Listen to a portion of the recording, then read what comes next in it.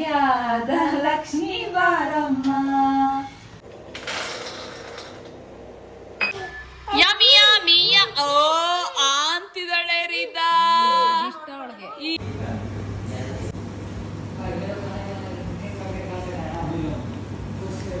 ಇಲ್ಲ ಇಲ್ಲ ಬರ್ತಾಳೆ ಬರ್ತಾಳೆ ನೋಡಿ ಬರ್ಲಿಲ್ಲ. ಸೂಪರ್ ಸೂಪರ್ ಗಂಧಮ್ಮ ಸೂಪರ್ ಮಗ್ಳೆ. ನಮ್ಮ ಅತ್ತೆ ಪಾಪುಗೆ ಅಂತ ಹೇಳ್ಬಿಟ್ಟು ಈ ಒಂದು ಸಿರ್ಲಾಕ್ ಪೌಡರ್ ಮಾಡಿದ್ರು. ಅವಳಿಗೆ ಎಷ್ಟು ಇಷ್ಟ ಇದು ಅಂತ ಹೇಳಿದ್ರೆ ಯಾವುದೇ ನಕ್ರ ಮಾಡದೆ ಈಸಿಯಾಗಿ ತಿಂತಾಳೆ. ಆಲ್ಮೋಸ್ಟ್ ಬೌಲ್ ಖಾಲಿ ಮಾಡ್ತಾಳೆ. ಅದು ಇನ್ನೇನು ಖಾಲಿಯಾಗಕ್ಕೆ ಬಂತು ಪೌಡರ್ ಅಂತ ಹೇಳ್ಬಿಟ್ಟು ಪುನಃ ರೀಸ್ಟಾಕ್ ಮಾಡ್ತಾ ಇದ್ದೀನಿ ನಮ್ಮ ಅತ್ತೆ ಕೇಳಿಕೊಂಡು ರೆಸಿಪಿನ.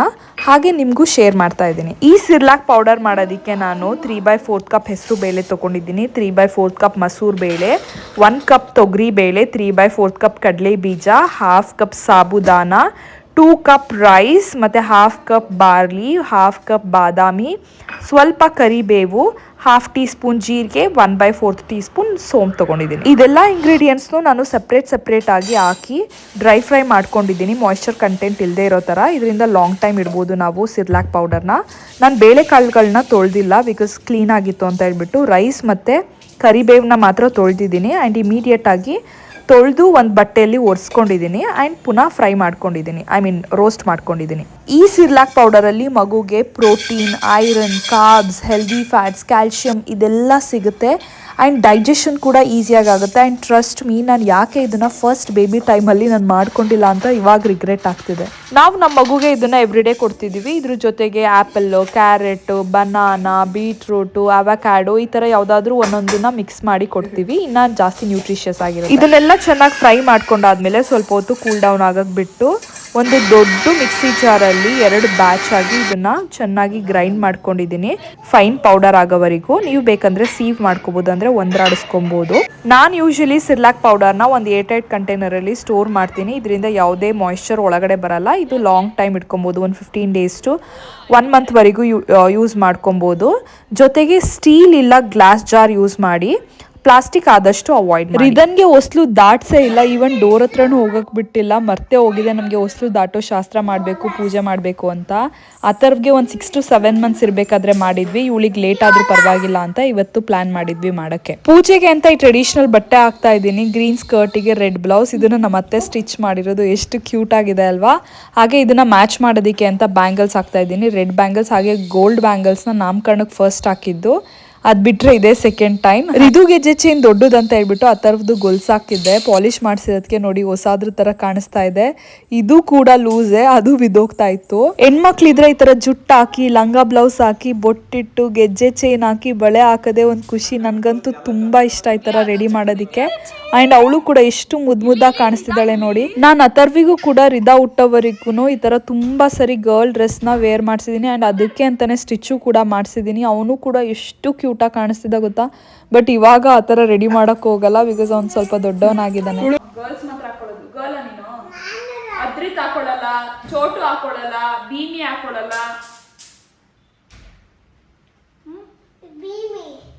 ಭೀಮಿ ಅಂದ್ರೆ ಇವನು, ಅವನ ಹೆಸರೇನು ಅದ್ರಿತ್, ಅದ್ರಿತ್ ಭೀಮಿ. ಇದು ಬೇಡ, ಬ್ಲಾಕ್ ಹಾಕೋಣ. ನಿಂದೇ ನಿಂಗೆ ಬಾಚ್ಕೊಳಕ್. ಏ ಯಾಕೆ ಹಿಂಗ ಆಡ್ತಿದ್ಯಾ? ಬಿಡೂರಿ ಈಗ ನೀನು ಬಾಳ ಚೇಷ್ಟೆ ಕಾಣೇನೋ.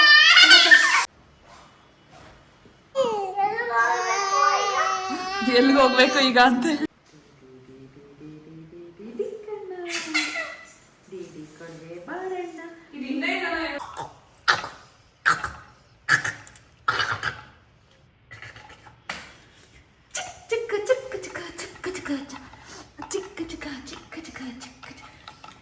ಅತ್ತೆ ಇಲ್ಲಿ ಹೊಸ್ಲು ಪೂಜೆ ಮಾಡೋದಕ್ಕೆ ಹೊಸ್ಲಿಗೆ ಹೂವು ಹಾಕಿ ಕುಂಕುಮ ಎಲ್ಲ ಇಟ್ಟು ಸ್ವಲ್ಪ ರೆಡಿ ಮಾಡ್ಕೊಳ್ತಾ ಇದ್ದಾರೆ. ಅಥರ್ವು ಕೂಡ ಅದನ್ನೆಲ್ಲ ನಿಂತ್ಕೊಂಡು ನೋಡ್ತಾ ಇದ್ದಾರೆ.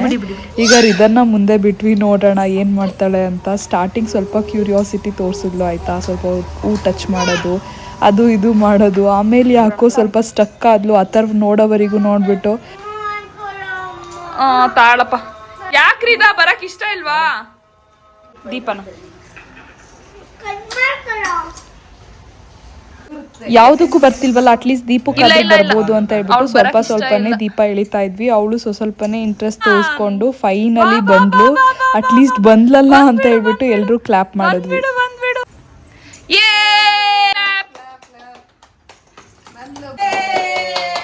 ಸೂಪರ್ ಮಗಳು, ಸೂಪರ್ ಸೂಪರ್ ಗಂಧಮ್ಮ, ಸೂಪರ್ ಮಗಳ. ನಮ್ಮಮ್ಮ ನೀ ಭಾಗ್ಯದ ಲಕ್ಷ್ಮೀ ಬಾರಮ್ಮ.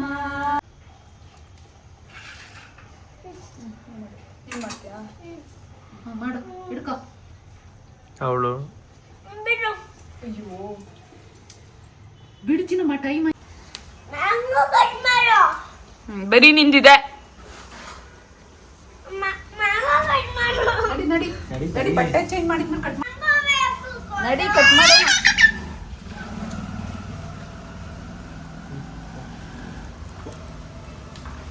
ಬಟ್ಟೆ ಗಲೀಜ್ ಮಾಡ್ಕೋತಾಳೇನು.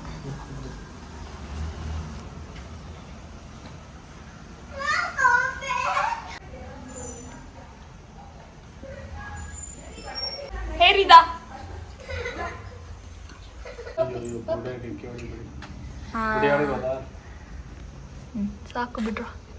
ಸಾಕು ಬಿಡ್ರೋ ಹಿಂಗೆ ಇರ್ರೋ ಯಾವಾಗ್ಲೂ. ನನ್ಗೆ ಯಾಕೋ ಐಸ್ ಕ್ರೀಮ್ ತಿನ್ಬೇಕು ಅನಿಸ್ತಿತ್ತು, ಅದರಲ್ಲೂ ಡೆತ್ ಬೈ ಚಾಕ್ಲೇಟ್ ತಿನ್ಬೇಕು ಅನಿಸ್ತಿತ್ತು. ಯೂಶಲಿ ನಾವು ಈ ಥರ ಐಸ್ ಕ್ರೀಮ್ ತಿನ್ನೋಕ್ಕೆಲ್ಲ ಹೋದಾಗ ಆ ಥರವನ್ನ ಕರ್ಕೊಂಡು ಹೋಗಲ್ಲ.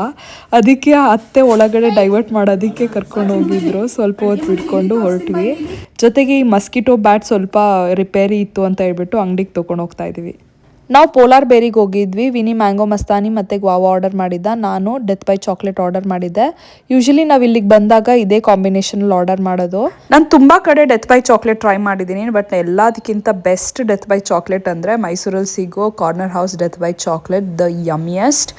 ಬಟ್ ತುಂಬ ತಿನ್ನೋಕ್ಕಾಗಲ್ಲ. ವಿನೀತ್ಗೆ ಬ್ಯಾಕ್ ಪ್ಯಾಕ್ ಬೇಕಿತ್ತು ಅಂತ ಹೇಳ್ಬಿಟ್ಟು ನೋಡ್ತಾ ಇದ್ದ, ಹಾಗೆ ಹೇಗಿದೆ ಅಂತ ಕೇಳ್ತಾ ಇದ್ದ.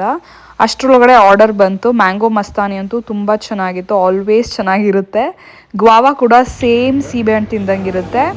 ಆ್ಯಂಡ್ ಡೆತ್ ಬೈ ಚಾಕ್ಲೇಟ್ ಕೂಡ ಚೆನ್ನಾಗಿತ್ತು. ಇದನ್ನು ಕೂಡ ಮನೆಯಲ್ಲೇ ಮಲಗಿಸ್ ಬಂದಿದ್ವಿ. ಸ್ವಲ್ಪ ಹೊತ್ತು ಟೈಮ್ ಸ್ಪೆಂಡ್ ಮಾಡಿ ನಾವು ಕೂಡ ಹೊರಟ್ವಿ. ತುಂಬ ಜನ ಕೇಳ್ತಿರ್ತೀರಾ ಹೇಗೆ ಸಣ್ಣ ಇರ್ತೀರಾ ಇಷ್ಟೆಲ್ಲ ತಿಂದು ಅಂತ. ನಾನು ಎವ್ರಿಡೇ ತಿನ್ನೋಕ್ಕೆ ಹೋಗಲ್ಲ, ಬಟ್ ಯಾವಾಗ ನನಗೆ ಕ್ರೇವ್ ಆಗುತ್ತೆ ಆವಾಗ ಹೋಗಿ ತಿಂತೀನಿ. ತುಂಬ ಕಂಟ್ರೋಲ್ ಮಾಡೋದಕ್ಕೆ ಹೋಗಲ್ಲ.